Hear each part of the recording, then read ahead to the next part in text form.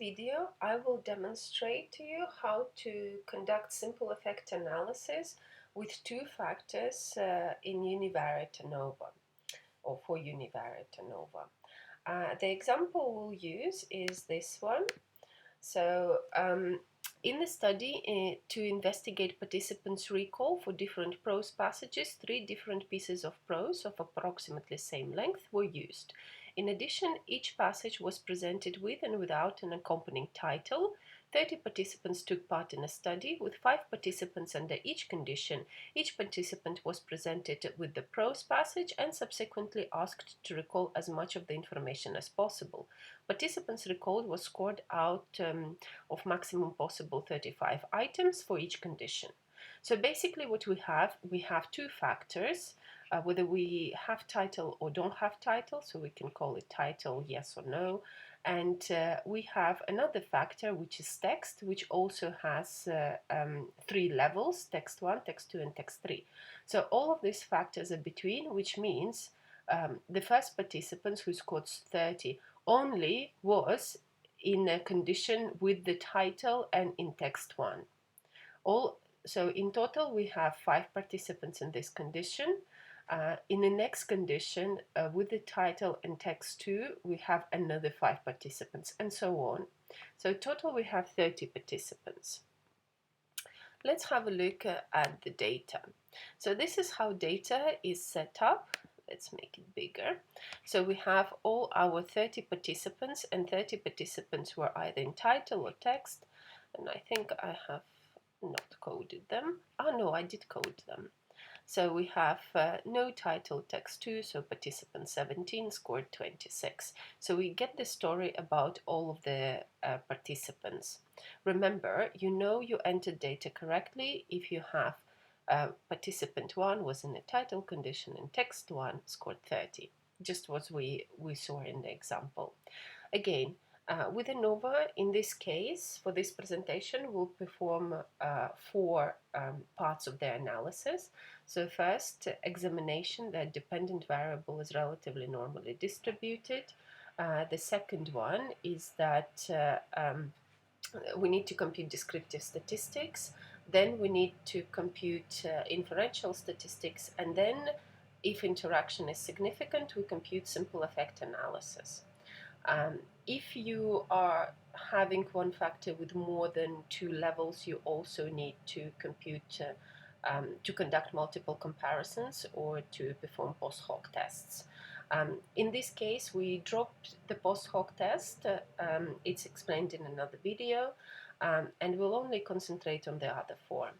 So first one, we go to Analyze, Descriptive Statistics, Explore, and we need to explore our recall in across all the factors. So we put factor title and factor text, and we'll go to Statistics to select Screening for Outliers, continue, and we go to Plots to request for the histogram and for normality plots with tests. We press continue and we press OK.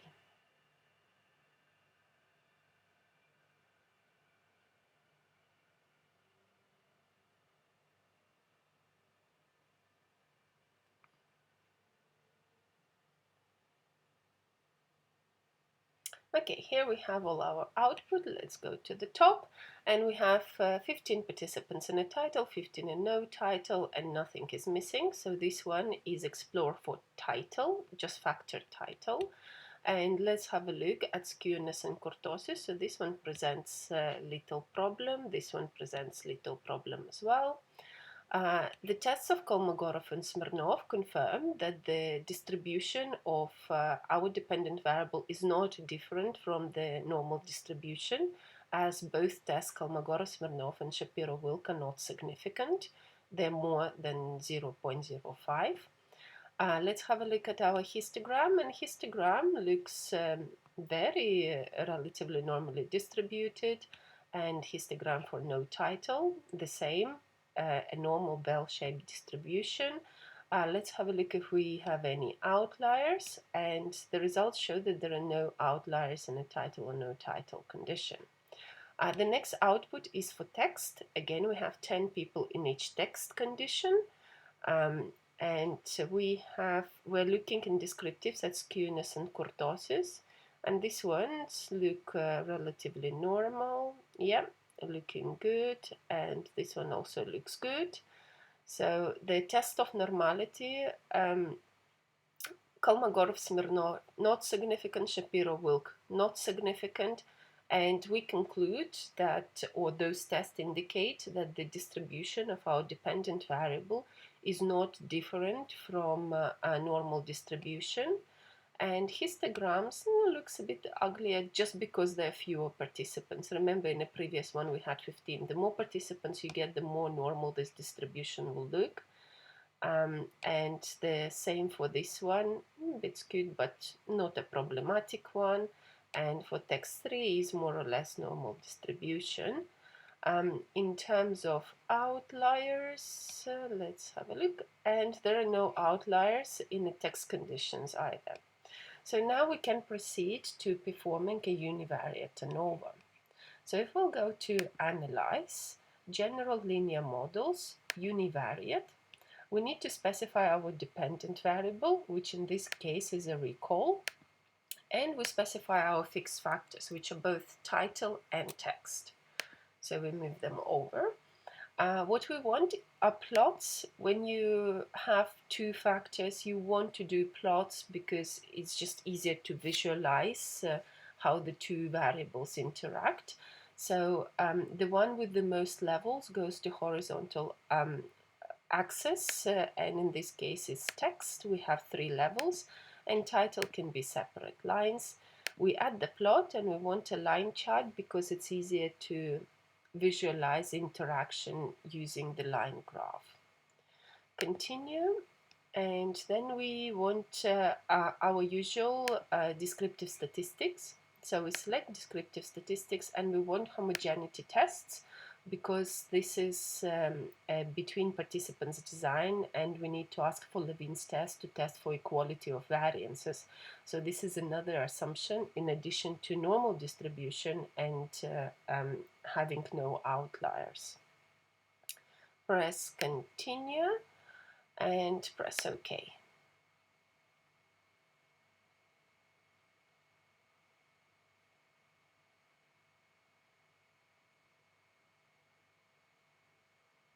Okay, here is our output. So we have title with 2 levels, text with 3 levels, and we have 5 participants in each group, which means text gets 10 participants for each text, title gets 15 participants for each title or no title. But in total, we know that in a title condition text 1, we have 5 participants. So here is our table of descriptive statistics. And we can see that participants performed quite well in terms of recall for text 1 and text 3 in a title condition. In a no title condition, they perform substantially worse. So there is a potential interaction between the two. So Levin's test showed that equality of variances can be assumed because the result of the Levin's test is not significant. This value is more than 0.05. And here is our main output. So we have title, factor title is significant. So title has effect on people's recall. Whether you have title or you don't have title has a significant effect on the amount of information individual can recall. In terms of text, the result is not significant. So we know that text, they were kind of approximately same length passages. They do not have an effect on the recall of the information. And title and text has a significant interaction. So what we're interested, title only has 2 levels, so we don't need to perform multiple comparisons or post hoc tests because we know in which condition participants performed better. So if we have to if we'll go to descriptive statistics, so title total is 24.9 pieces of information participants recalled in a title condition. In non-title condition, they only recalled 19. So participants recalled significantly more information in a title condition. And this is the result you need to explain this significant main effect. So let's have a look how our interaction looks like. Okay, so we have for no title participants performing equally same, and participants in a title scoring higher and higher. So this is basically graph plotting the means, and this is what we saw from descriptive statistics table. Because interaction is significant, we want to perform simple effect analysis. To do that, we would analyze either this one, just having no title across text 1, text 2, and text 3, accompanying one will be analyzing all the information about the title, having the title across text 1, text 2, and text 3. Or we can analyze how participants performed in title, no title condition within the text 1. Oh, great, and my SPSS crashed. How typical. It happens. It's not a big deal. The problem is, okay, ignore. The problem is when you lose all your output. Let's see if we have anything that we can scavenge from there.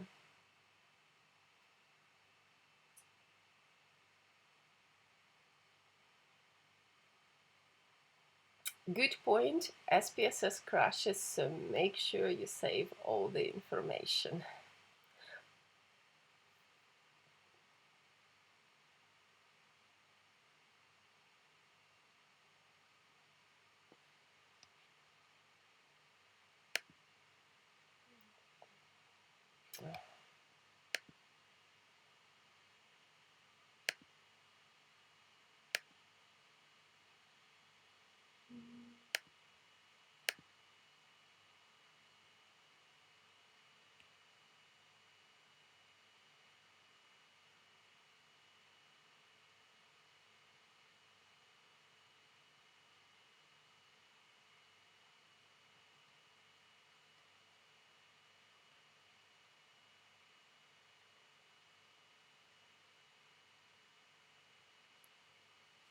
Okay, here is our data set again, and let's just rerun this analysis. I'm not sure SPSS will remember anything here. It doesn't. So recall, title, text, plots, text horizontal, title separate lines, add, continue, and options. Descriptive statistics homogeneity test, continue. Okay.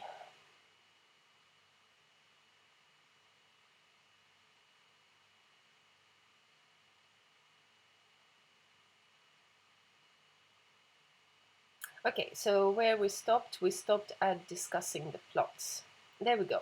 So what we could do is to analyze presence or absence of a title in text 1. So we just analyze these two means. Title and no title in text 2, we analyze these two means, which are likely to be not different. And in text 3, we also can analyze title and no title. To perform this in SPSS, what we can do, we can select cases. So we only select text 1, text 2, or text 3 and run 3 separate one-factor ANOVAs, one-factors univariate ANOVAs on that data. Or we can just split the file and it will automatically run for us 3 ANOVAs we want. So let's have a look. To split the file or select cases, you go to data and we'll go for the file split. I like file split option.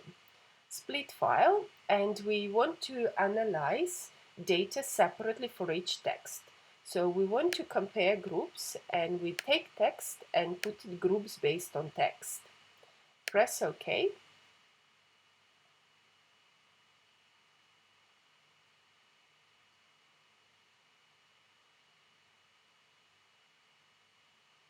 And now sort cases by text, split layered by text, which is good. SPSS split the file for us now.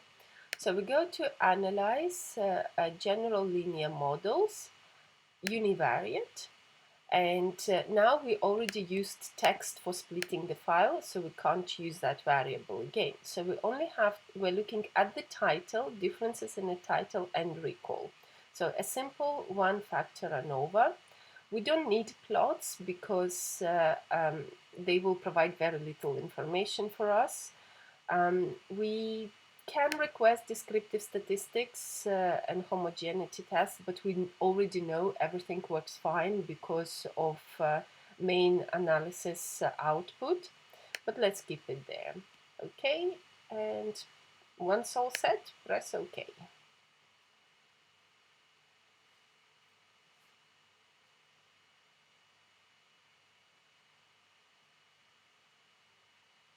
Okay, so here we have, and because we organize output by groups, SPSS provides all the analysis in kind of one table. So it says the first analysis for text 1, so between factors, title yes or no, and the same for text 2 and same for text 3. And we have our descriptive statistics that we requested for text 1, text 2, and text 3. We have our Levine's test again for text 1, text 2, and text 3, and all the Levine test is not significant. And this is our main ANOVA output. So we have text 1 with its F ratio, whether it's significant or not, text 2 with its respective F ratio and whether it's significant or not, and text 3 with its F ratio and whether it's significant or not. One thing that we need to note is that our error mean squares for computation of the F ratio are based on 80 degrees of freedom. So it only uses 10 participants for that completed that participated in text 1 condition. In all of our study, we have 30 participants.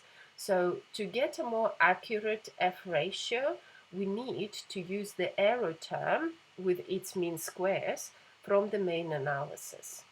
And then we need to determine if the newly obtained F ratio is significant or not. I find it easiest to do using Excel. So if we'll just copy this table into our Excel file, there we have Excel. And then we need to get the mean squares error from the main ANOVA output. So there we go.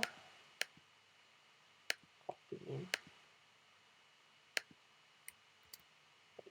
Okay, so we have our mean squares and our significance from the main output. And let's compute our new F ratio. So F ratio is computed by dividing mean square effect by mean square error. So we'll say equal mean square effect for text 1 divided by mean square error from the main analysis.